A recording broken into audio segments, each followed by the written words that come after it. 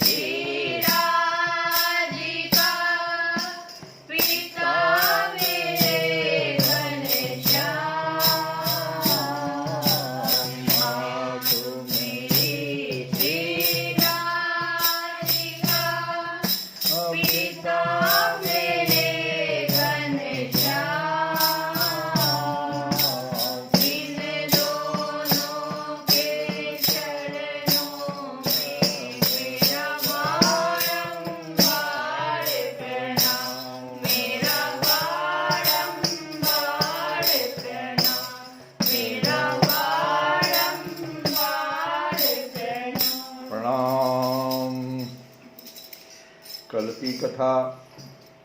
राजा पृथु की स्तुति। जो अर्ची, जब साध्वी अर्ची अपने पति के साथ अनुगमन कर ली तो देवताओं ने बाजे बजाए और देवांगनाएं पुष्पों की वर्षा करती हुई आपस में इस प्रकार कहने लगी। देवियों ने कहा, अहो यह स्त्री तो धन्य है, इसने अपने पति राज राजेश्वर पृथु की मनवानी शरीर से ठीक उसी प्रकार सेवा की है जैसे श्री लक्ष्मी जी यज्ञेश्वर भगवान विष्णु की करती हैं। अवश्य ही अपने अचिंत्य कर्म के प्रभाव से यह स्त्री हमें भी लांघकर अपने पति के साथ उच्चतर लोकों को जा रही सती हो गई। इस लोक में कुछ ही दिनों का जीवन होने पर भी जो लोग भगवान के परम पद की प्राप्ति कराने वाला आत्मज्ञान प्राप्त कर लेते हैं, उनके लिए संसार में कौन पदार्थ दुर्लभ है। तो जो पुरुष बड़ी कठिनता से भूलोक में मोक्ष का साधन स्वरूप मनुष्य शरीर पाकर भी विषयों में आसक्त रहता है, वह निश्चय ही आत्मघाती है। हाय हाय, वह ठगा गया। देवियों ने ऐसा कहा। जो पुष्प वर्षा देवताओं ने किया और देवांगनाएं जो आई थी वो इस प्रकार से आपस में बात कर रही थी कि हाय हाय, वैसे व्यक्ति तो इस संसार में ठगा गए जो इस भूलोक में मोक्ष का साधन स्वरूप मनुष्य शरीर पाकर भी, ये शरीर जो मनुष्य का है वो मोक्ष प्राप्त करने के लिए, धर्म अर्थ काम ये तीन तो हैं ही पुरुषार्थ, लेकिन अंतिम पुरुषार्थ मोक्ष है इस शरीर से। तो मोक्ष का, अगर यह मनुष्य शरीर पाकर भी मोक्ष का जो है साधन स्वरूप जो मोक्ष हो, विषयों में अगर यह विषय में आसक्त रहता है, यह शरीर जो है अपने मन और इंद्रियों के विषयों में आसक्त हो जाता है, तो निश्चय ही ये आत्मघाती है। शब्द कितना कठिन है, आत्मघाती की बताया। देवांगनाएं बता रहे आपस में बात कर, ये तो आत्मघाती है, आत्मा का हनन हुआ। हाय हाय, ऐसा आदमी तो ठगा गया। श्री मैत्रेय जी कहते हैं, विदुर जी जिस समय देवांगनाएं इस प्रकार स्तुति कर रही थी भगवान के जिस परम धाम को आत्मज्ञानियों में श्रेष्ठ भक्त भगवत प्राण महाराज पृथु गए, महारानी अर्ची भी उसी पतिलोक को गई। दोनों साथ साथ गए, जहाँ गए महाराज पृथु वहीं पर महारानी अर्ची भी चली गई। परम भागवत पृथु जी ऐसे ही प्रभावशाली थे, उनके चरित्र बड़े उदार हैं। मैंने तुम्हारे सामने उनका वर्णन किया है। श्री मैत्रेय जी इस बात को कह रहे हैं विदुर जी से। जो पुरुष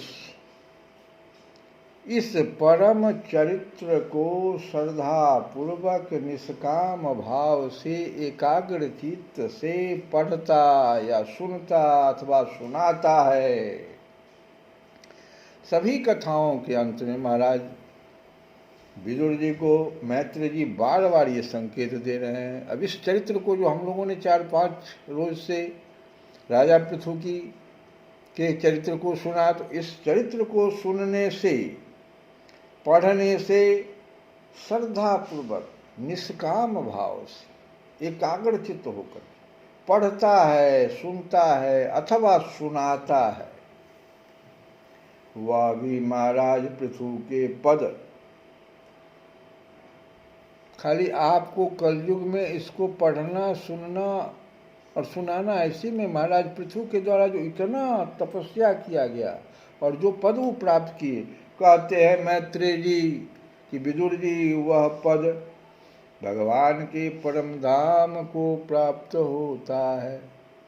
जय सिया राम, जय जय सिया राम, जय सिया राम, जय जय सिया राम, ओ जय सिया राम, जय जय सिया राम, जय सिया राम, जय जय सिया राम। तो इसका सकाम भाव से, अब ये तो हुआ निष्काम भाव से जो ऐसा करेगा, कोई कामना न रखे और वह अगर पढ़ता सुनता अथवा सुनाता है निष्काम भाव से, तब तो वो परम पद को, परम धाम को प्राप्त होगा। लेकिन अगर सकाम भाव से कोई काम ना लेकर के अगर आप इस पाठ को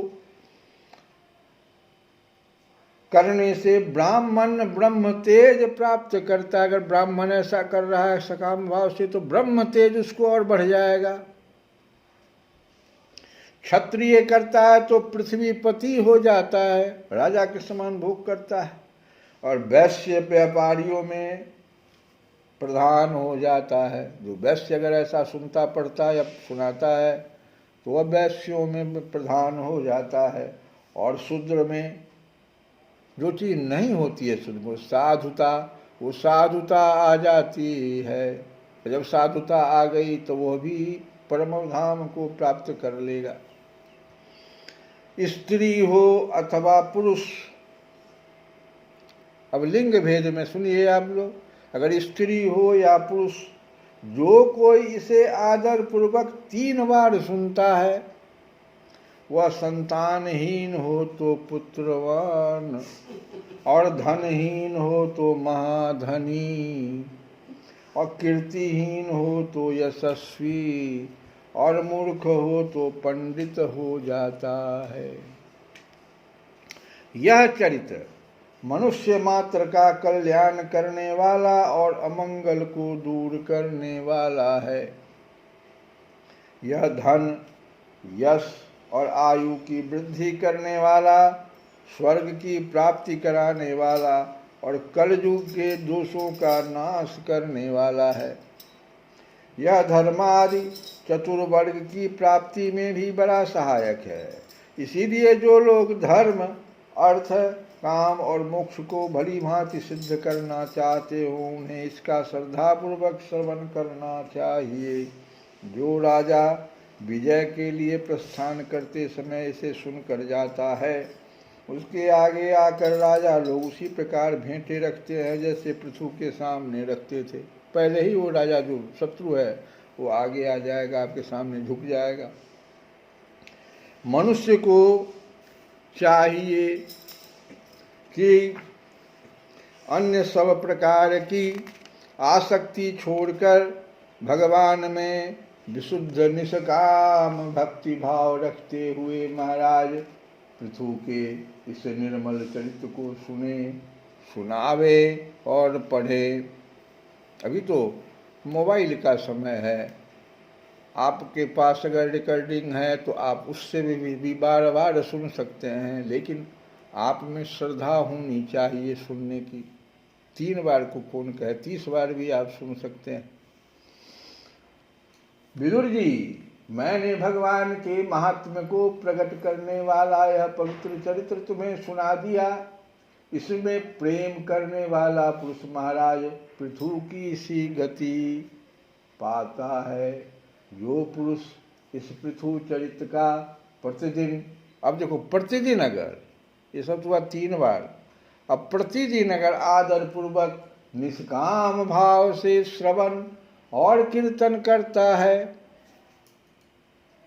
उसका जिनके चरण संसार सागर को पार करने के लिए नौका के समान है, उन श्री हरि में सुदृढ़ अनुराग हो जाता है। तो हमको चाहिए क्या, हमको तो भगवान के चरणों में अनुराग प्राप्त हो जाए। तुलसी बाबा तो सारा विनय पत्रिका भगवान के चरणों में अनुराग प्राप्त करने के लिए गाए।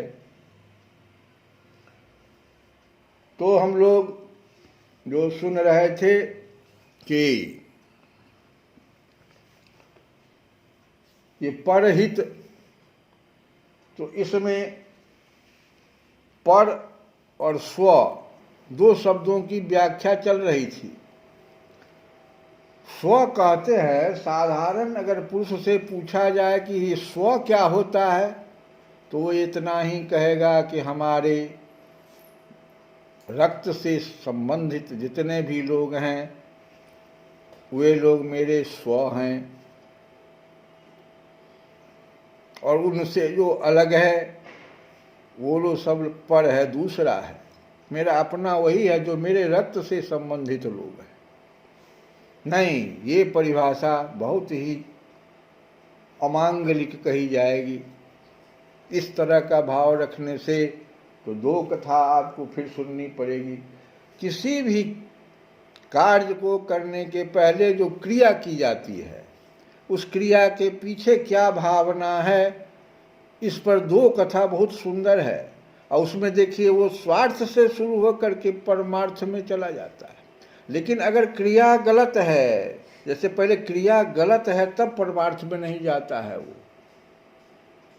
वो फिर जो है बड़ा संकट उत्पन्न कर देता है, भगवान को हस्तक्षेप करना पड़ जाता है। जैसे कहा जाता है कि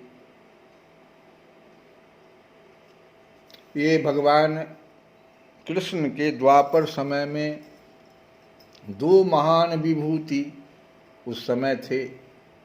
एक तो भगवान स्वयं कृष्ण थे और दूसरे का नाम बर्बरीक था। आप लोगों ने बर्बरीक का नाम सुना होगा या नहीं हम नहीं जानते, लेकिन सुनिए। बर्बरीक कौन था? खाटू श्याम जी की जो पूजा भी होती है वही बर्बरीक हैं।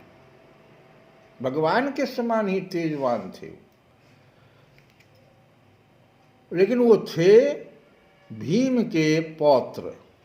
घटोत्कच और नाग कन्या से जो पुत्र हुए उनका नाम हुआ बर्बरीक।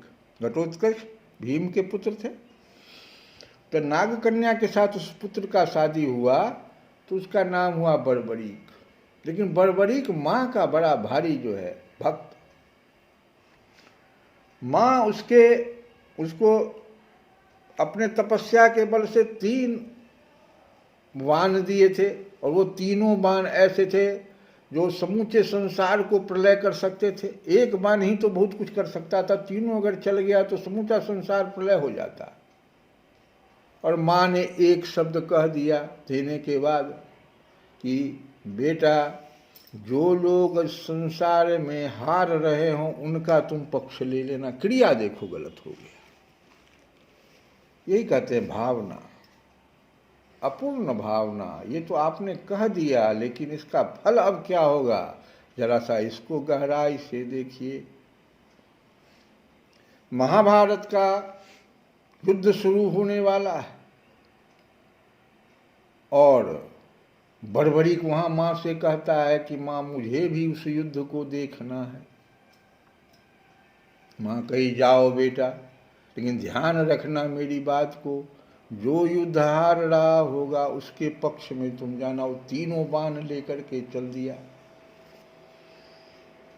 भगवान कृष्ण युद्ध मैदान से देख लिए कि ये बर्बरीक आ रहा है। वो तो था भीम का पौत्र ही, लेकिन भगवान को मालूम था कि इसकी माँ ने इसको कौन सा अधूरा जो है ज्ञान दे दिया। क्रिया के पीछे भावना कितना गलत है। ये तो बिना सोचे समझे हारे हुए की तरफ से मान चला देगा। भगवान ब्राह्मण का वेश धारण किए और बीच रास्ते में ही घोड़ा से वो आ रहा था। एक पीपल के पेड़ के नीचे वो उसको रोक दिए। कहे ब्राह्मण देवता क्या चाहते हो? कहे भगवान जो उतरो नीचे। कि क्या चीज़ 3 बाण में तुम क्या करना चाहते हो? भगवान व्यंग किए। कहा इस तीनों बाण में तो इतनी शक्ति है कि प्रलय मचा दे। कहा तो तुम एक बाण का प्रयोग करके तो हमको दिखाओ। तो कहा क्या करना है सो बताइए। तो इस पीपल में जितने पत्ते हैं अगर वो सब गिर गए तो हम समझेंगे कि तुम्हारी बात सही है। वो बाण चला दिया। भगवान चुपके से एक पत्ते को पैर के नीचे छिपा दिए, सारा पत्ता गिरा दिया। अब भगवान के पैर के चारों तरफ वो बाण जो है चल रहा है। बर्बरीक कहा क्या कि आप चरण हटा लीजिए, ये चरण को बेध देगा। आपके चरण के नीचे कोई पत्ता है, ये खोज रहा है। भगवान कहे इसको वापस करो, हम समझ गए तुम्हारी वीरता को, हम देख लिया, अब इसको वापस करो। लेकिन एक काम करो, ब्राह्मण हम हैं, मुझे कुछ दो, दान करो। कहा क्या मांगिए? वीर पुरुष था ना। कहा तुम अपना सर हमें दे दो। कहा ठीक है, हमने तो कह दिया था आपको दे देंगे। सर काट के दे दिया, लेकिन एक वरदान मांग लिया। वो कहा क्या कि हम तो आए थे, माँ को कहे थे हम युद्ध देखेंगे, तो भगवान हम वीर हैं, हमको युद्ध देखने दिया जाए। कहे एकदम एवं वस्तु, तुम आ जाओ, उस पहाड़ी पर तुम्हारा सर रखा रहेगा, तुम देखते रहना। पूरे युद्ध को तुम देखोगे। और जब युद्ध समाप्त हो गया तो सब लोग वाहवाही ले रहे थे कि हम जीते तो हम जीते। तो भगवान से पूछने आया तो भगवान कहे नहीं, इस युद्ध का जो न्यायाधीश है वो तो दूसरा है जो उस पर्वत पर है, चलो हम ले चलते हैं तुम लोग, तुम्हारा ही कोई कुटुंब है। सब लोग गए वहाँ। कई कौन है? इसका नाम बर्बरीक है, ये भीम का पत्र, इससे पूछो, ये पूरा युद्ध देखा है। बर्बरीक से जब पूछा गया तो कहा क्या कि आप सबों में किसी में वीरता नहीं थी, ये तो भगवान थे जो इनका सुदर्शन चारों तरफ घूम रहा था, मैं तो वो इतना ही देख रहा था और एक एक करके सबको काट रहा था, कहीं आप लोगों की कोई वीरता नहीं थी। यही बर्बरीक इतना इतना समझो ज्ञानी और बलशाली, लेकिन क्रिया के पीछे एक मात्र गलती कि जो हारेगा उसके तरफ हो जाना, धर्म भी छोड़ देना था। ये नहीं, ये ठीक नहीं बात। कल हम इसी पे आगे दूसरी कथा भी बताएंगे। श्री कृष्ण गोविंद हरे मुरारे, हे नाथ नारायण।